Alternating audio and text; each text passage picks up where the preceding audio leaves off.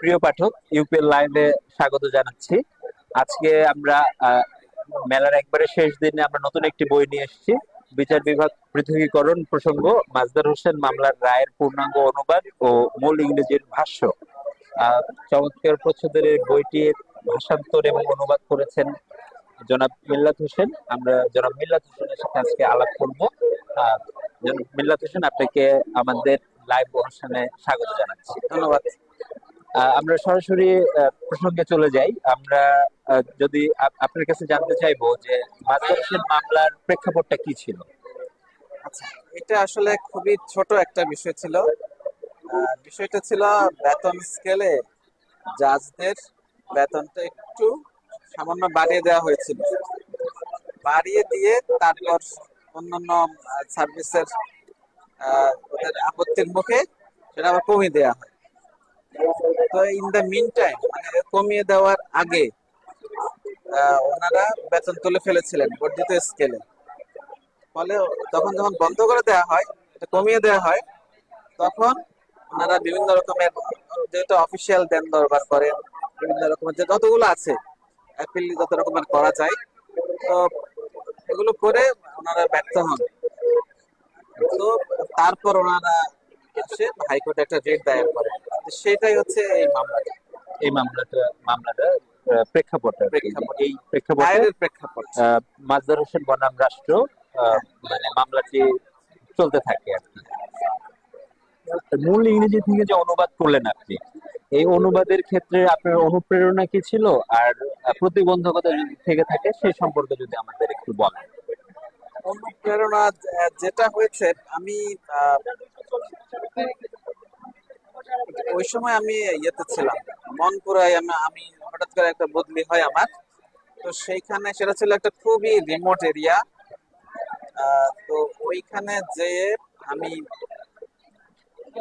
কাজকর্ম কম ছিল, আবার ওইদিকে আমার ফ্যামিলিও ছিল না সাথে, বা ওখানে মানে কথাবার্তা বলা বা এরকম ইয়ে ছিল না, খুব কম ই ছিল। ফলে কাজ শেষে একটা লম্বা সময় আমি অলস সময় ছিল আমার। তো আমি কি করব করে করে আস্তে আস্তে অন্যান্য বই পড়া শুরু করে দিলাম। তো পড়তে পড়তে একটা সময় এই মামলাটাও পড়া শুরু করলাম। কারণ ওই সময় পাশাপাশি আরেকটা ঘটনা ঘটছিল, যে এই মামলার বাস্তবায়ন নিয়ে আমাদের সর্বোচ্চ আদালতে শুনানি হচ্ছিল। তো সেটা আমি নিজে যেহেতু এই সার্ভিসে আছি, ফলে দুটো মিলিয়ে যে এক ধরনের ইয়েতে তৈরি হয় যে আচ্ছা কি হচ্ছে। এই করতে করতে আগ্রহটা বেশি জন্মায় এবং আমি করে ফেলি, পুরো রাইটাই করে ফেলি, একটু সময় লাগে। এবং ইন দ্য মিন টাইম আমি চিকিৎসার প্রয়োজনে ঢাকায় আসি। তখন ওই দুইটা শুনানিতে আমি সময় মিলিয়ে দুইটা শুনানিতে আমি নিজে উপস্থিত ছিলাম। তো এই সবগুলো মিলিয়ে আসলে বিষয়টা আমার মধ্যে এক ধরনের তারা তৈরি করে আর কি। তখন আমি আরো একবার পড়লাম, পড়ার পরে আমার মনে হলো যে আচ্ছা, এটা তো আসলে একটু বাংলা অনুবাদ করা দরকার। কারণ হচ্ছে এইখানে এদেশের মানুষের ন্যায় বিচার পাওয়ার অধিকারের প্রশ্নগুলো জড়িত। এই মামলায় যে বিচারকদের বেতন ভাতা স্কেল ইত্যাদি, এগুলো আসলে খুবই প্রান্তিক ইস্যু। মূল ইস্যুটা হচ্ছে এদেশের নাগরিকদের ন্যায় পাওয়ার অধিকারটা। এবং এই লোকগুলো কারা, যারা একটা অন্যায় যুদ্ধের বিরুদ্ধে সশস্ত্র সংগ্রাম করে স্বাধীনতা লাভ করেছিল। লক্ষ লক্ষ শহীদ আমাদের, এবং আমাদের মাটির প্রতিটি ইঞ্চি শহীদের রক্ত লেগে আছে। ফলে এই লোকগুলোর তো ন্যায় পাওয়ার সবচেয়ে জরুরি, এটা তো ন্যায়ের যুদ্ধই ছিল।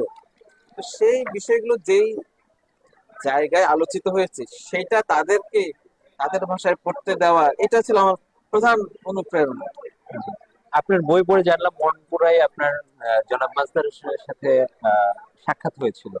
সেটা কি কোনোভাবে আপনাকে অনুপ্রাণিত করেছিল বা আরো বেশি সংযুক্ত করেছিল এই মামলার সাথে? হ্যাঁ, ওই একই সময়ে আর এই ঘটনাটাও ঘটে। হঠাৎ করে একদিন স্যার তখন কোন একটা জেলায় জেলা জজ ছিলেন।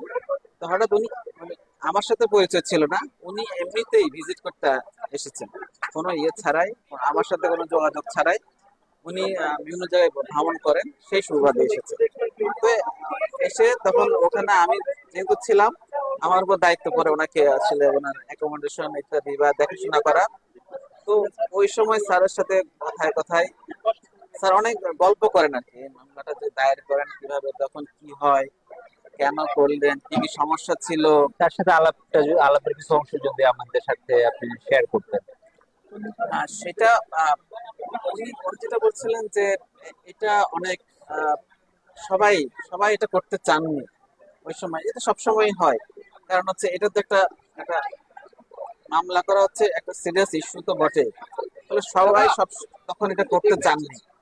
এই কারণে মানে উনি সবচেয়ে সিনিয়র ছিলেন তা না, সাধারণত সিনিয়রিটি বেসিসে এক দুই তিন গুলো করা হয়। এই যে যখন ইয়ে হয়, আচ্ছা আচ্ছা। যারা বাদী হন, তো উনি সবচেয়ে সিনিয়র ছিলেন। উনি ছিলেন যুগ্ম জেলা ও দায়রা জজ পর্যায়ের। ফলে ফলে এক নম্বর থাকার কথা ছিল জেলা জজ লেভেলের, খুব সিনিয়র, সবচেয়ে সিনিয়র বিচারকের। সিনিয়র বিচারক। তো ওনারা, উনি স্যারের কথা অনুযায়ী যে ওনারা অনেকেই ইয়ে করতে রাজি ছিলেন না, তখন উনি মামলায় যুক্ত হতে এক রাজি নম্বর ছিলেন। এক নম্বর বাদী হিসাবে, এক নম্বর রিটকারী হিসাবে ওনার নাম চলে আসে, আর উনি ইতিহাস হয়ে যান। আচ্ছা আচ্ছা। আরেকটু মানে জানতে চাইবো যে মাজদার হোসেন বনাম রাষ্ট্র মামলার আগের এবং পরের বিচার ব্যবস্থার কি পার্থক্য দেখছেন? একটা পার্থক্যটা হচ্ছে মৌলিক, একেবারে মৌলিক। যে আগে ম্যাজিস্ট্রেসি জিনিসটা ছিল বিশেষ সাধারণত প্রশাসন ক্যাডারের অফিসাররাই ম্যাজিস্ট্রেট ছিলেন। তো এই মামলাটা যখন বাস্তবায়ন হওয়ার পরে ম্যাজিস্ট্রেসিটা বিচার বিচার বিভাগের অধীনে আসে, এবং এখনকার যারা জুডিশিয়াল সার্ভিসের অফিসাররা বিভিন্ন লেভেলের, ওনারা এই দায়িত্বটা পালন করেন।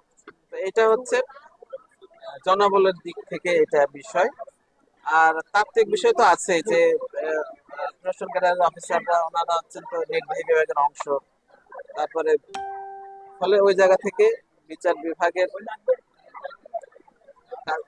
বিচার বিভাগের কাছে তাত্ত্বিক বিবেচনা থেকে এটা বিচার বিভাগের দিকে আসে। তারপরে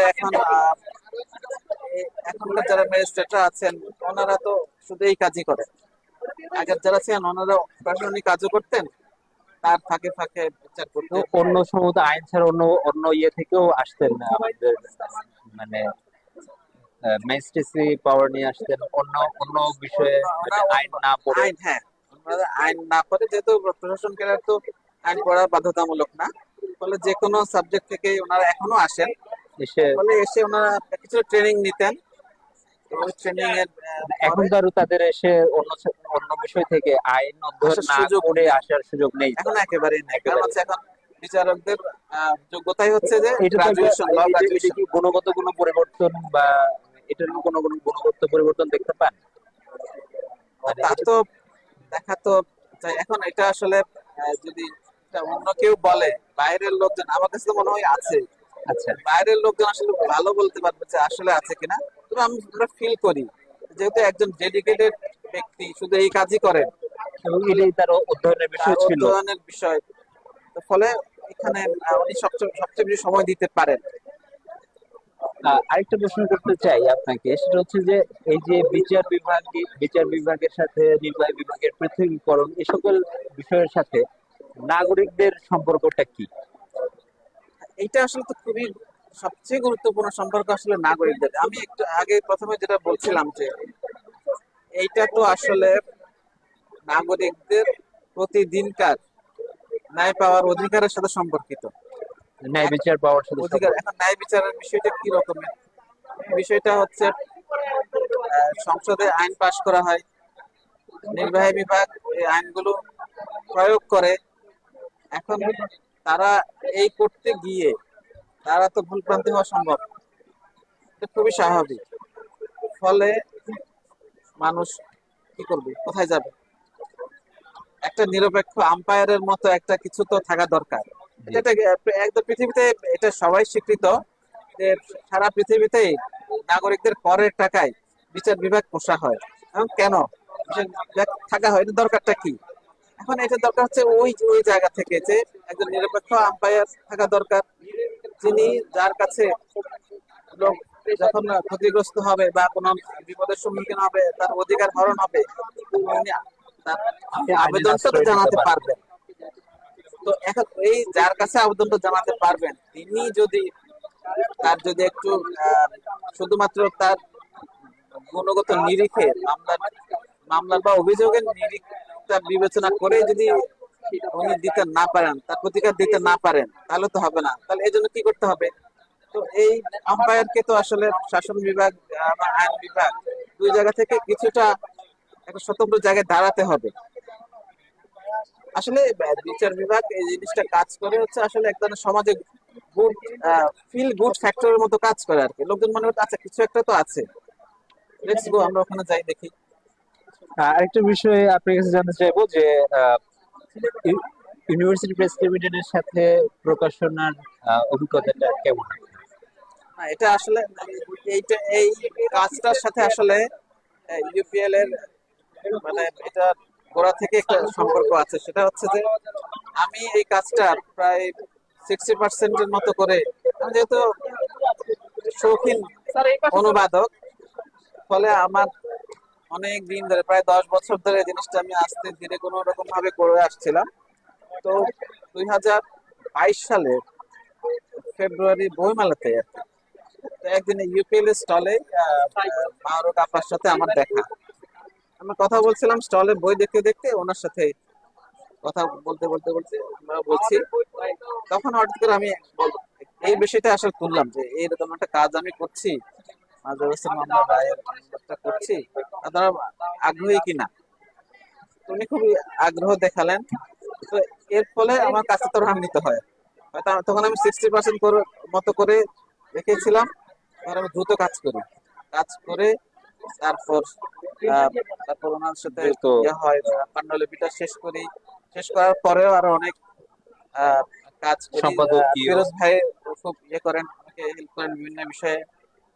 ফলে ওনাদের সাথে একটা যোগাযোগ ছিলই। বই আগে শুধুমাত্র প্রকাশক হিসাবে না, মানে ওনারা আহ, বুদ্ধিবৃত্তিক বা অনুপ্রেরণাদায়ী একটা ভূমিকা ওনাদের আছে। আচ্ছা, এই অনুবাদ এটাতে আমরা দেখতে পাচ্ছি যে মানে বাংলা বইটির মধ্যে বাংলা অনুবাদের সাথে ইংরেজি মূল রাইটিও সংযোজন করা আছে, এটা হ্যাঁ, কেন?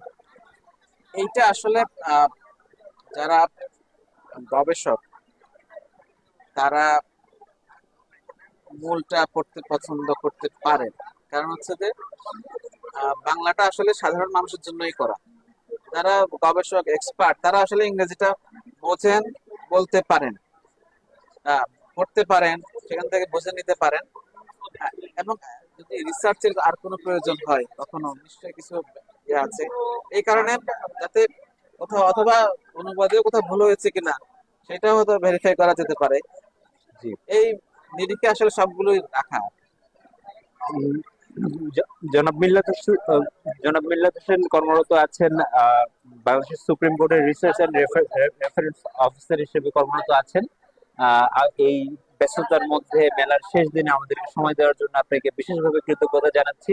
আর প্রিয় পাঠক, আপনারা বইটি সংগ্রহ করতে চাইলে আপনার নাম, মোবাইল নাম্বার আমাদেরকে ইনবক্স করুন, আপনার কাছে বই পৌঁছে যাবে। এই আজকের আলোচনা এ পর্যন্তই রাখছি, এখানে শেষ করছি। জনাব মিল্লাত হোসেনকে কৃতজ্ঞতা জানিয়ে ধন্যবাদ সবাইকে। আপনাকে ধন্যবাদ।